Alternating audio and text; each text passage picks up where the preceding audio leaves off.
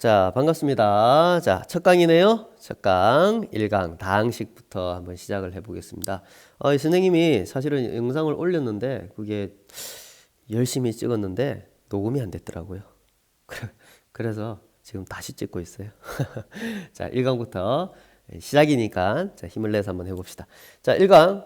자, 퀘스천 1. 다항식 단원을 배울 건데, 다항식이 무엇인지 얘기하기 전에, 다항식 도대체 왜 배우나요? 뭐가 유용한가요? 라는 이야기를 간략하게 한번 해보죠. 자, 사람이 한 명 있어요. 자, 공을 집어서 공을 슉 던져가지고 공이 여기 떨어졌어요. 뭐 투포환 같은 거 생각하셔도 되고요. 자, 그러면 뭐 이런 생각 해볼 수 있겠죠. 공을 어떻게 던지면 멀리 날아갈까? 높이라든지, 그 다음에 어느 정도 각도로 해야 될까? 그 다음에 속도는 어느 정도 돼야 될까? 뭐 중력이라든지 이런 것들을 생각해 볼 수 있겠죠.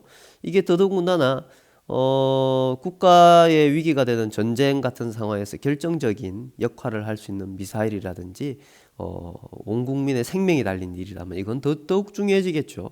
자, 이런 것들의 관계들을 알아야 될 거 아니에요. 이런 것들을 다뤄야 될 거 아니에요. 그러면 이런 것들을 어떻게 하냐? 이런 것들을 쉽게 얘기해서 이렇게 미지수로 만듭니다. X, Y, Z 이렇게 미지수로 만들어요. 자, 미지수로 만들어 가지고 얘네들을 가지고 관계를 식을 세웁니다. 그게 바로 다항식입니다. 그리고 식을 가지고 식을 여러 개 이렇게 조합을 해서 어떤 결과를 도출해서 여기 실전에는 이렇게 해야 된다라는 결론을 내는 거죠. 다항식은 사실 우리 주변에 무수히 많은 대부분의 분야에서 다 쓰인다고 보시면 됩니다. 그래서 고등학교 1학년에 이렇게 필수 과정으로 들어 있습니다. 흔히 얘기하는 우리는 자율자동차 있죠. 자동차입니다. 자동차 이렇게 가다가 뭐 이런 장애물 같은 게 있어요. 그러면 이렇게 가다 슉 피해 가야 될 거 아니에요. 그럼 여기 속도라든지 여기서 센서 간의 거리라든지 이런 걸 다 계산해낼 거 아니에요. 그럼 그런 거 어떻게 하냐? 전부 다 그거 하나 자체를 변수로 보고 다 하거든요. 그게 바로 다항식화 되는 겁니다. 다항식. 또 있어요. 우리가 이렇게 요런데 이렇게 누워가지고요. 이렇게 누워가지고 이거 뭐 같아요? 이거 이렇게 해본 사람이 있으려나? 네, CT 촬영. 네, CT 촬영 같은 거 이런 거 있어요. 이렇게 쭉 들어가면 그럼 엑스레이와 비슷한 거죠. 온몸에 있는 이런 것들을 할 수 있습니다. 그럼 이게 어떻게 되느냐? 이거 다항식입니다. 이 다항식 엄청 많이 들어가요. 이렇게 통과되는 물질에 따라서 미지수를 잡아가지고 그 미지수 값에 따라서 흑백이 이렇게 나오는 겁니다. 엑스레이도 같은 원리예요. 다항식은 매우 유용한 거라는 정도까지만 이해하고 이제 진행을 해볼까요? 자, 다항식은 무엇인가? 다항식을 이해하려면 항을 이해해야 됩니다. 항은 뭐냐? 예를 들면 x제곱 마이너스 2x 플러스 3 항이 몇 개인가요? 하면 이거는 항이 하나, 둘, 셋, 세 개죠. 그럼 항이 뭔가요? 이렇게 하면 대답하기 좀 어렵죠. 항은 더해져서 다항식을 이루는 작은 구성원들이라고 보면 됩니다. 그럼 더해져서 선생님 마이너스인데요. 이거는 이렇게 뽑는 거죠. 이렇게 볼 수 있겠죠. 그래서 더하기로 이렇게 구분될 수 있는 게 하나, 둘, 세 개니까 이게 항은 세 개라고 얘기할 수 있겠죠. 그러면 쉽게 알 수 있다시피 x 곱하기 y 곱하기 2 곱하기 3은 이거는 곱하기로 되어 있으니까 실제 계산하면 6xy잖아요. 그럼 이 항은 몇 개다? 이거는 한 개다. 한 개. 항이 한 개인 식을 단항식, 항이 두 개 이상인 식을 다항식 이렇게 이야기를 합니다. 자, 그 다음은 문자입니다. 문자라고 이야기하기도 하고 변수라고 이야기하기도 합니다. 선생님은 개인적으로 변수라는 용어가 더 좋은 것 같아요. 문자는 변하는 느낌이 별로 잘 안 들었어요. 변하는 수입니다. 변하는 수. 예를 들어 볼까요? x제곱 플러스 2x 더하기 1. 자, 얘는 변수죠. x는. x의 1이 될 수도 있고 2가 될 수도 있고 3이 될 수도 있습니다. 어떤 값을 넣어도 돼요. 자, 근데 여러분 나중에 나오겠지만 x 더하기 a 뭐 이렇게 적는 경우 여러분 본 적이 있는지 모르겠어요. 이제 앞으로 볼 겁니다. 근데 얘는 얘는 변하는 수지만 얘는 똑같이 문자잖아요. 얘는 변수예요. 근데 얘는 상수입니다. 선생님 그것은 무슨 말이에요? 예를 들면 이게 a가 3이라고 해봐요. 근데 3인지 사실 모르는 거야. 모르는데 a가 나중에 계산해보면 3이 될 거야. 그러니까 어떤 고정된 상수라는 거예요. 근데 이때 즉 a에는 3이 나중에 될 거고 2나 1 이런 건 안 돼요. 근데 x는 어떤 값이든 다 넣을 수 있어요. 그러니까 변수라는 거는 어떤 값이든 다 넣을 수 있다는 이런 관점에서 받아들이면 되겠습니다. 자, 그 다음 차수입니다. 차수. 자, 차수 같은 경우는 자, 요거 한번 해볼까요? 요거 차수가 어떻게 되나요? 이렇게 얘기하면 명확하게 물은 게 아닙니다. 자, 명확하게 물어볼까요? x제곱의 차수는 어떻게 되나요?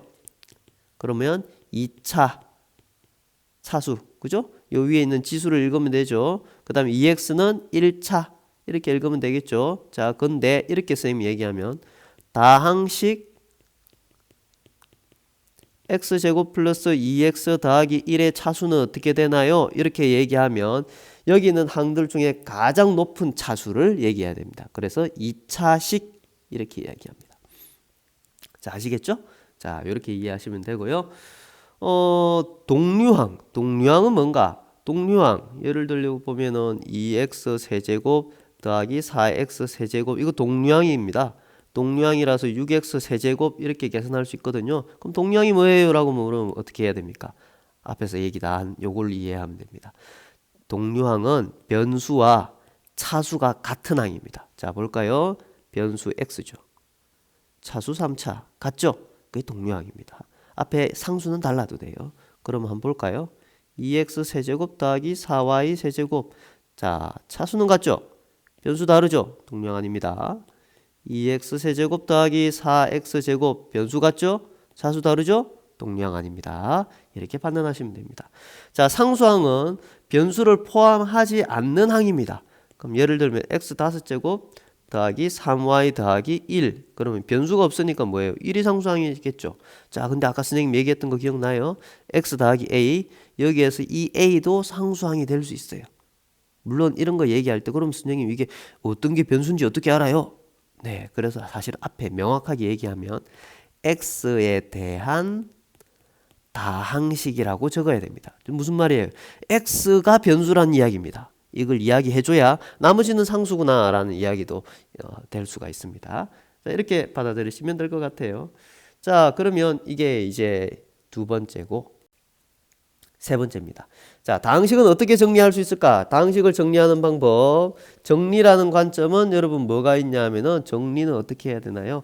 그렇죠. 예쁘게. 맞아요. 예쁘게 해야 되죠. 그리고 원칙을 가지고 있어야 되겠죠. 예쁘게 하려면 원칙이 있어야 되겠죠. 나름대로. 자, 그래서 원칙이 있습니다.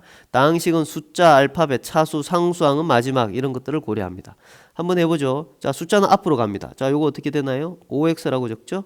자, 요 뒤에 이거 어떻게 되나요? 마이너스 2y 제곱이라고 적죠? 자, 그 다음은 나머지는 적어볼까요? 이렇게.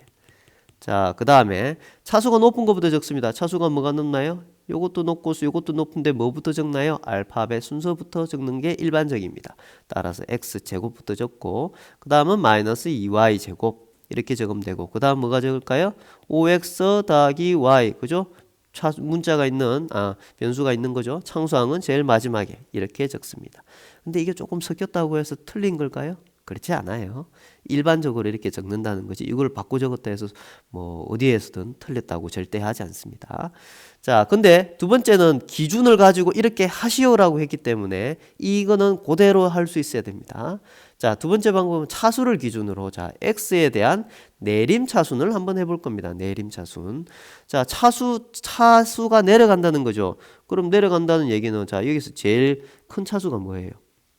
이 다항식 3차죠. 그 다음 여기 2차입니다. 그 다음 1차죠. 따라서 x세제곱 적고 그 다음은 x제곱 적고 그 다음에 x 적고 이렇게 적으면 돼요. 오름차순 x에 대한 오름차순 그럼 어떻게 되면 올라가야 되니까 상수항부터 적고 1차 적고 2차 적고 3차 적고 이렇게 하면 되겠죠. 자, 그러면 요 옆에 식 하나 더 해볼까요? 자, 요거 x에 대해서 내림차순. 자, x에 대해서라고 얘기했기 때문에 y가 변수긴 하지만 y를 상수 취급해 줍니다. 상수 취급. 상수 취급해 줘야 되니까 자, 그러면 y를 상수 취급해 줘야 되니까 어떻게 해야 될까요? 쌤 이거 조금 바꿀게요. 자, 쌤이 원래 의도한 거랑 조금 다르게 표기가 되어 있네요. 자, 이게 제곱입니다. 제곱. 이렇게 돼야 돼요. 자, 그러면 x에 대한 내림차순. 요게 차수가 제일 높죠. 근데 상수 취급하니까 yx제곱 이렇게 적어주란 얘기예요. 그 다음 뭐 적어야 돼요? x 적어야 되는데 자, 잘 보세요. 여기도 x가 있고 여기도 x가 있죠. 자, 그럼 얘네들을 묶어줘야 됩니다. 이렇게 x. 그 다음에 4y제곱. 어디서 온 거예요? 여기서 온 거네요. 여기서. 그 다음 여기서 온 거는 또 마이너스 3. 그 다음 나머지 밑에 거는 y 이렇게 적습니다. x 관점에서 볼까요? x제곱 x 상수 이렇게 되는 겁니다. x에 대한 오름 차순을 적어보라면 어떻게 될까요? 얘를 거꾸로 적으면 되겠죠? y 플러스 4y 제곱 마이너스 3의 x 더하기 yx 제곱이라고 적으면 됩니다. 자, 이런 식으로 다항식을 내름 차순, 오름 차순으로 할 수 있습니다. 그러면 당연히 얘네들도 x에 대해서 했으니까 y에 대해서도 내림 차순, 오름 차순을 할 수 있겠죠? 자, 여러분 꼭 한번 해보십시오. 자, 첫 강의 끝났습니다. 첫 강의 끝나고 나면 어떻게 해야 되죠? 여기 했던 내용 여러분 문제집에 있는 거 한번 확인해 보시고 풀이 미루지 마시고 바로 풀어보고 궁금한 거는 따로 메모를 해 오는 것도 좋습니다. 그러면 수업 시간에 같이 토론으로 한번 진행해 보도록 하겠습니다. 자, 첫 강 듣느라고 고생했습니다. 두 번째 강의에서 뵙겠습니다.